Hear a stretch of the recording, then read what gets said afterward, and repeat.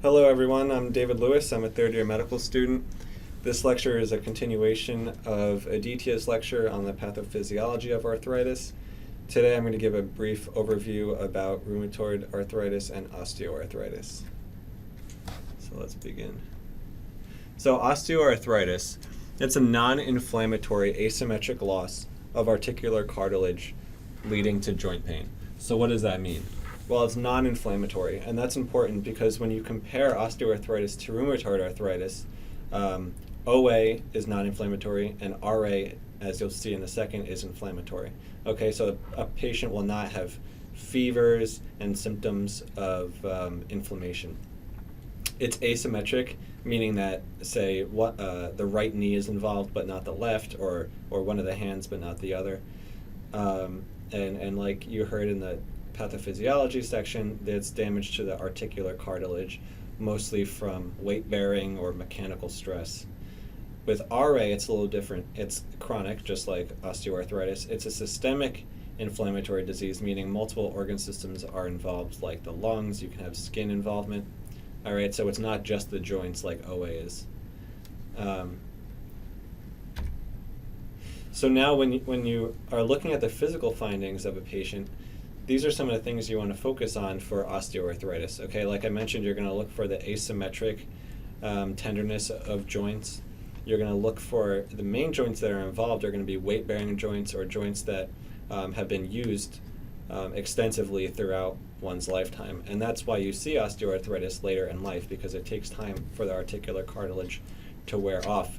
It's important to ask about a patient's occupation, because if someone's on their feet more than another person, then osteoarthritis may present a little earlier. All right, so you're going to look at those type of joints like the hands, knee, and the hip. You're also going to look specifically at the hands more than anything else, because there's specific joint involvement that is only seen in osteoarthritis. The main thing is you're going to look at the proximal and distal interphalangeal joints. And what you'll see is that nodes form, and I'll show you a picture of that in a second. You can also see radiographic changes on an x-ray. Okay, but PIP and DIP involvement is not seen necessarily in rheumatoid arthritis. So what do you see for RA? You're going to see the PIP involvement, like I mentioned, and you're also going to see the metacarpal phalangeal joint involvement. MCP, if you see that on a test question or in real life, then chances are it's not osteoarthritis. And the other unique point of RA is that it's symmetric. And if you remember, like I just said, OA is not symmetric. Another thing that's going to happen is you get damage and destruction of the tendons of the hand. So you see finger changes. So like I'll show you pictures in a second, you're going to think that DIP may be involved, but it's actually due to damage of the flexor tendon. Okay, you don't see nodules like you see in OA.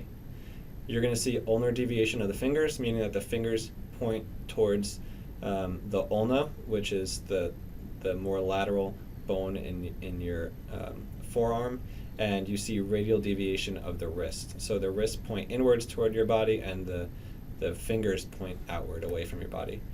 Another thing you should look for when examining patients, you always want to check the skin, and in this case you're looking for psoriasis. It's a less common variant of rheumatoid arthritis, but it is a combination of both psoriasis, which is a chronic thickening of the skin, and arthritis.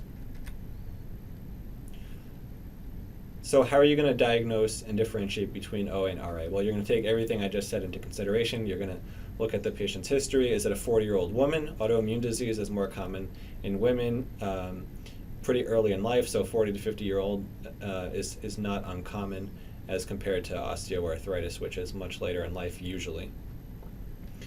To differentiate, you also will look for inflammatory markers. These are non-specific markers for inflammation. However, when you're only looking at OA versus RA, then these markers like ESR, which is erythrocyte sedimentation rate, or C-reactive protein, those will only be elevated for RA. Now you have to make sure that this patient does not have another systemic illness or they're sick, because anything that causes inflammation inside the body will lead to some degree of elevation of inflammatory markers such as ESR and CRP. To get a little more specific to RA, you want to look at factors like rheumatoid factor, which is a type 3 hypersensitivity reaction, as well as anti-cyclic citrullonated protein, which is actually more sensitive.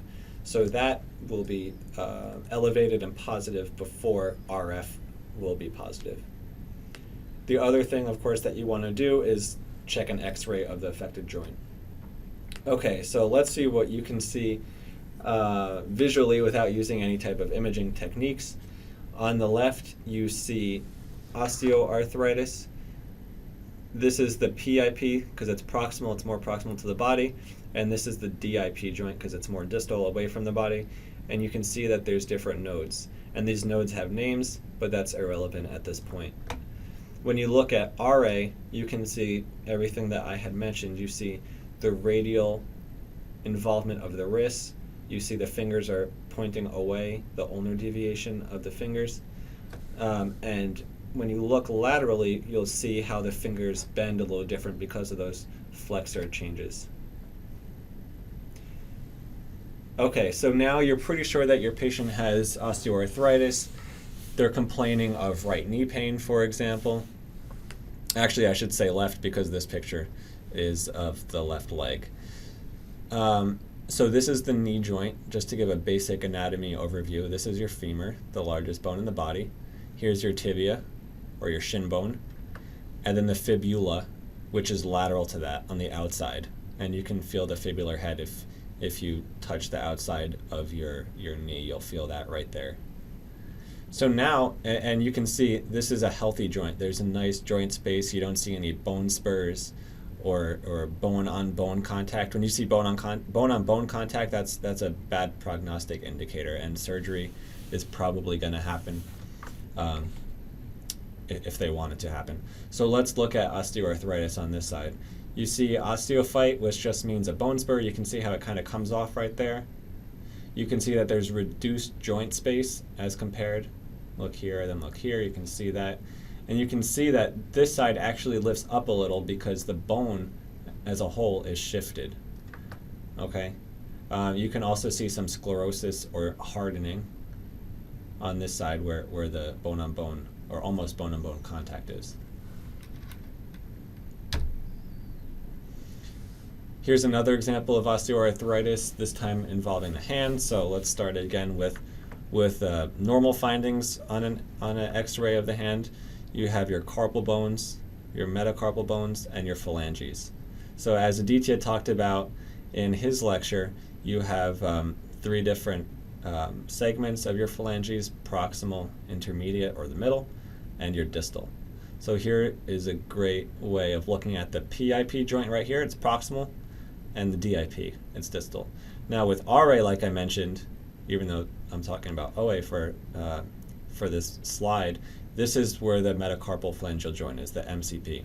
So here and here, more proximal, that's rheumatoid arthritis, and more distally, the PIP and the DIP is osteoarthritis. So now if you look for osteoarthritis, you'll see that these arrows are pointing to the PIP and the DIP joints. You can see that there's some pretty bad bony changes to these joints. You can also see down here in the carpal bones. Now, don't mix this up with the MCP. This is not pointing to the MCP. This is the carpal metacarpal joint. Okay, and there's 8 carpal bones. One of them's hidden over here, so you might count 7, or I mean 1, 2, 3, 4. It almost looks like 6, but some of them are on top of each other. Here's the radius and the ulna. All right, but you can see that this as a whole does not look like a healthy hand. Okay, so you've diagnosed osteoarthritis. How are you going to treat it?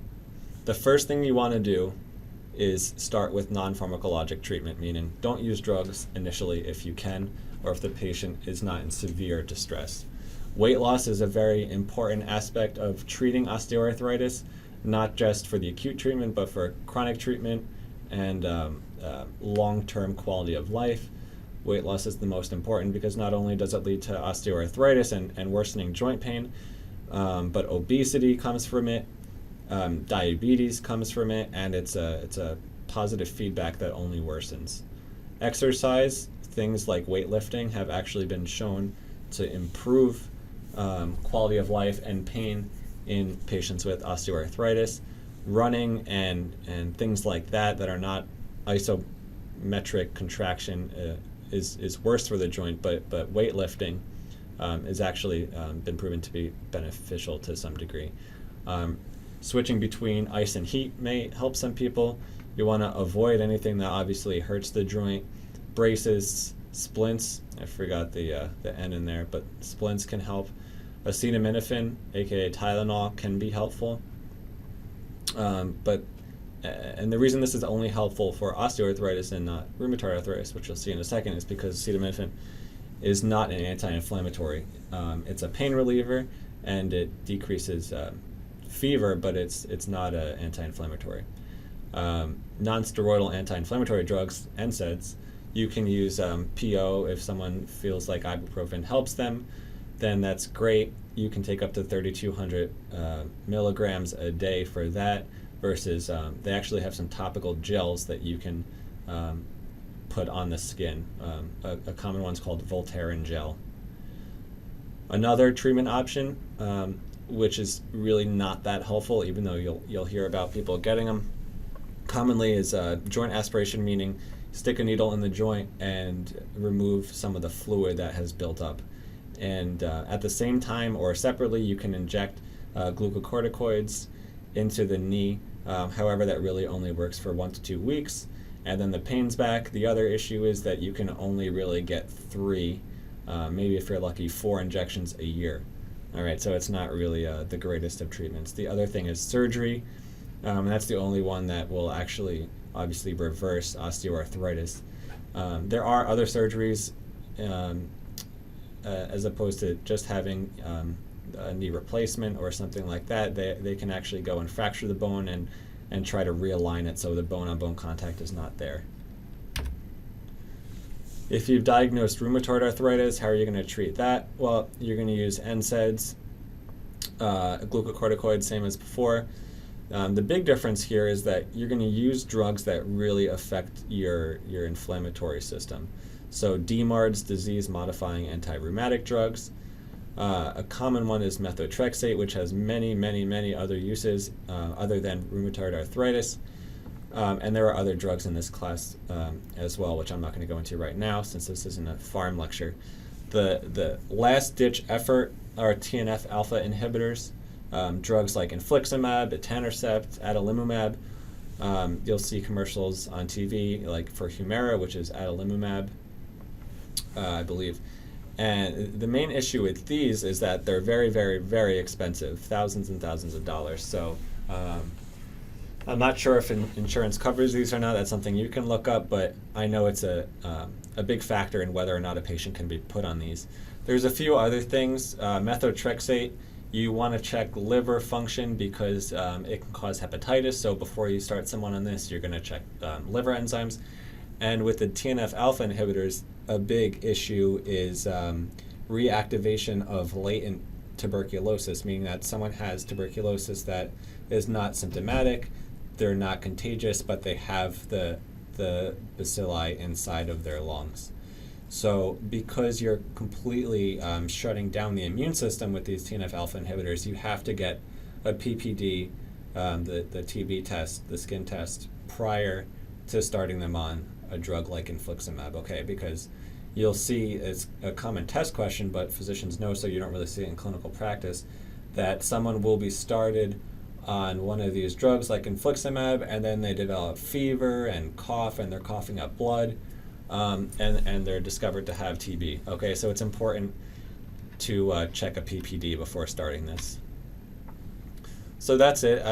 Hope I did a good job of going over the history and physical. You want to check laboratory findings like ESR or CRP, and more specific things like rheumatoid factor or the citrullinated protein. You're going to get an X-ray, especially in osteoarthritis, and then some of the different treatment modalities.